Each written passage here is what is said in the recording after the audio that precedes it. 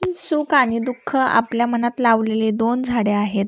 आपण ज्याला जास्त खतपाणी घालू ते जोरात वाढणार. आयुष्यात प्रत्येक वळणावर जर सगळं आपलंच होत गेलं असतं तर जगण्याची गंमत आणि देवाची किंमत कधीच आपल्याला कळाली नसती. घरच्या लक्ष्मीच्या डोळ्यात अश्रू आणून देवळातील देवीला ओटी भरून उपयोग होत नाही. जिथे स्त्रीचा मान राखला जातो तिथेच लक्ष्मी नांदत असते आणि जिथं स्त्रीचं मन दुखावलं जातं तिथे कधीच लक्ष्मी नांदत नाही. नमस्कार सर्वांना, मी अर्चना. स्वागत करते तुमचं माझ्या आणखी एका नवीन व्हिडिओमध्ये. तर आज वार आहे मंगळवार आणि नवरात्रीचा दुसरा दिवस आहे आणि देवीच्या साडीचा रंगसुद्धा लाल आहे. तर सर्वांना नवरात्रीच्या खूप साऱ्या शुभेच्छा. तर खूप 2-4 दिवस झाले माझा व्हिडिओ काय आलेला नाही आहे, त्यामुळे शुभेच्छा द्यायला सुद्धा उशीर झालेला आहे. तर इथं छान अशी साफसफाई झालेली आहे माझी.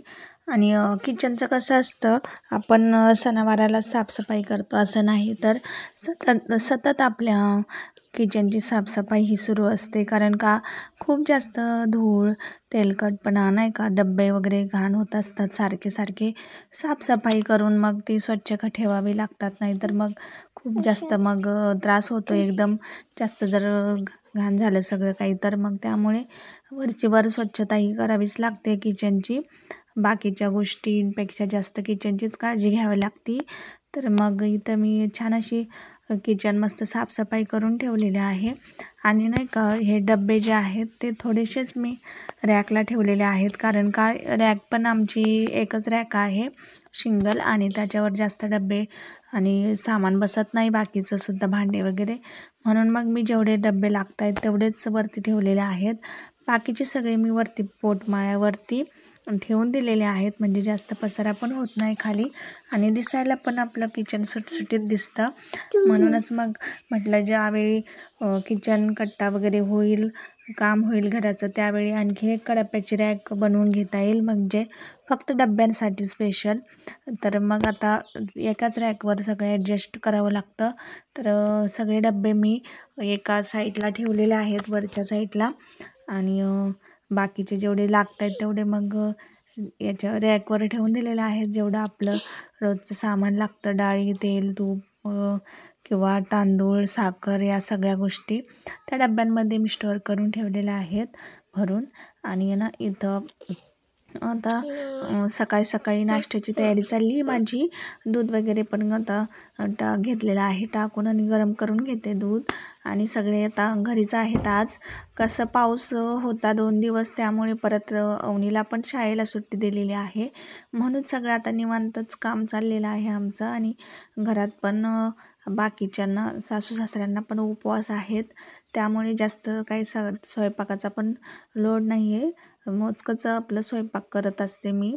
आणि त्यामुळे आता नाश्ता अगोदर करून घेते, मग बाकीच्या नाही का कामाला मग बाकीची कामं करता येतात. नाश्ता वगैरे सर्वांना दिला की मग काही टेन्शन राहत नाही.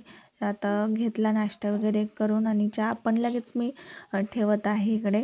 सकाळी चहा घेतला तरच खूप छान फ्रेश वाटतं. आणि बाकीचे पण कामं मग पटपट होत असतात. चहा घेऊनच सुरुवात होत असते माझ्या, म्हणजे नाही का दिवसाची. पण आता आधी नाश्ता वगैरे बनवून घेतला आहे आणि मग चहा ठेवला इथं. आणि अवनीच्या पप्पांना आणि अवनीला सुद्धा आता नाश्ता देणार आहे मी. आणि मग नंतर मी पण करणार आहे. आणि बघू आता आज माझ्या थोड्याफार साड्या पण राहिलेल्या आहेत कपाटातल्या, त्या पण मला आज धुवून काढायच्या आहेत. बघू आता थोड्या वेळाने आवडलं की मग त्या साड्या पण मी सर्व काही कपाटातल्या धुवून टाकणार आहे. कारण पावसाच्या हिशोबानेच सर्व काही आपल्याला कामे करावे लागतात. सगळे कामं झालेले आहेत. बाकीचे जड कपडे वगैरे सर्व काही नवरात्र सुरू व्हायच्या अगोदरच धुतले होते, पण जे कपाटातल्या असतात तर नवीन साड्या ह्याच बाकी मागे राहिलेल्या आहेत. आणि दरवर्षी तसंच होतं, सगळ्यात लास्टला आपण साड्या वगैरेच धुवून टाकत असतो. तर मस्त असा नाश्ता झाले, त्यांना दिला दोघांना पण. आणि मी पण इथं आता चहा नाश्ता करत आहे. आईला त्यांना सुद्धा चहा वगैरे दिला आहे त्यांचा उपवास असल्यामुळे. आणि हे बघा आता सगळ्या काही साड्या काढलेल्या आहेत मी बाहेर.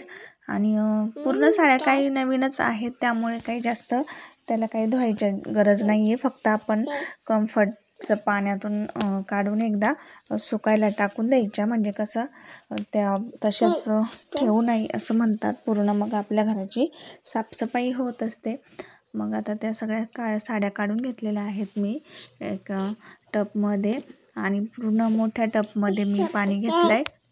टबमध्ये पाणी टाकून त्यामध्ये कम्फर्ट नाही का ॲड केलं.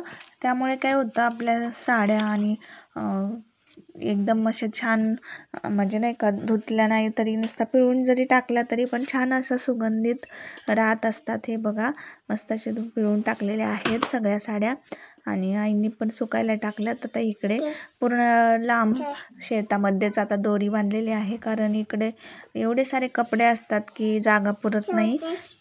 म्हणून मग इकडेच हवेशीर अशी दोरी बांधलेली आहे आणि त्यावर टाकून दिलेत कपडे. आणि साड्या वगैरे धुतल्यानंतर परत एकदा किचनमध्ये आलेली आहे मी इथं. आणि ते जे शेळ्या आहेत ना आमच्या, तर त्याचं छोटंसं पिल्लू आहे शेळीचं. तर तिला ना खूप जास्त आपल्या केसांमध्ये कशा उवा होतात, तशाच काहीतरी छोटे छोटे लेखा टाईप झालेला आहे. तर त्याचमुळे इथं जे मी ताक घेतलेलं आहे, आंबट ताक, आणि त्याला ना थोडंसं असं गरम करून कढीसारखं थोडीशी फोडणी काहीतरी द्यायची, आणि थोडंसं गरम करून घ्यायचं. आणि थोडंसं मी त्यामध्ये पाणी पण ॲड केलेलं आहे, खूप जास्त आंबटपणा असल्यामुळे ते ताकाला.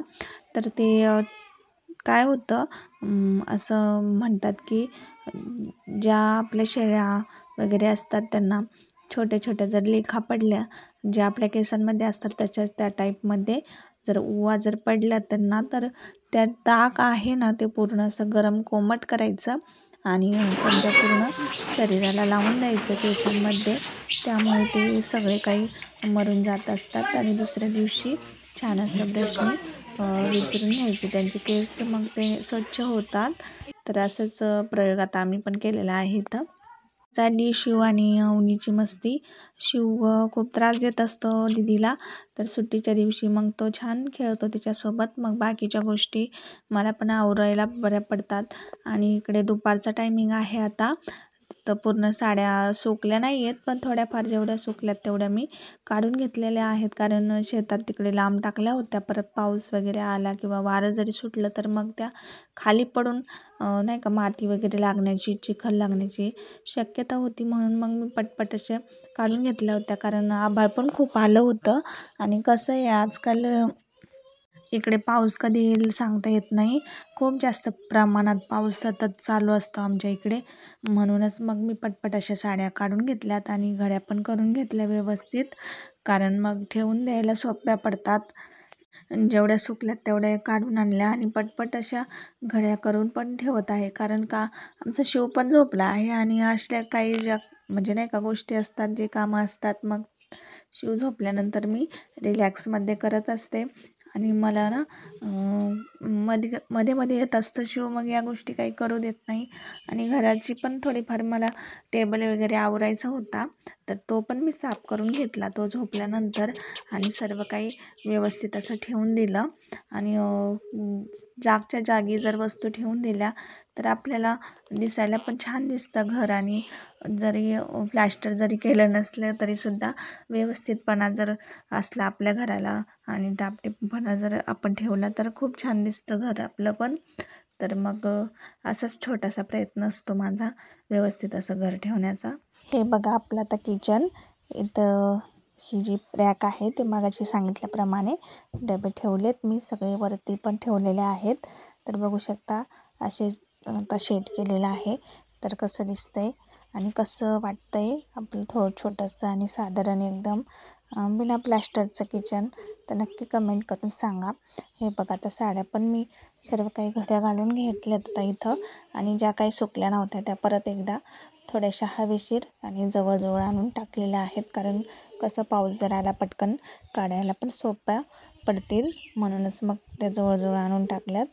आणि ऊन पडल्यामुळे आता थोडंसं चांगल्या सुकायला लागल्यात परत एकदा.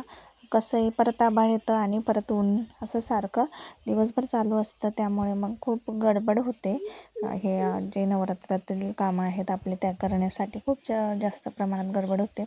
त्याच्यानंतर सगळं आवरल्यानंतर आता मी मशीनवर बसलेले आहे, कारण मला ब्लाऊज पण शिवायचं आहे आणि खूप दिवसापासूनचे ब्लाऊज पडलेले आहेत शिवायचे, तर ते शिवून घेते पटकन. आजचा हा छोटासा व्हिडिओ आवडला असेल तर नक्की लाईक, कमेंट, शेअर करा. चॅनलवर जर नवीन असाल तर सबस्क्राईब करा नक्की. आणि भेटू अशाच नवीन व्हिडिओसोबत. तोपर्यंत बाय बाय. श्री स्वामी समर्थ सर्वांना.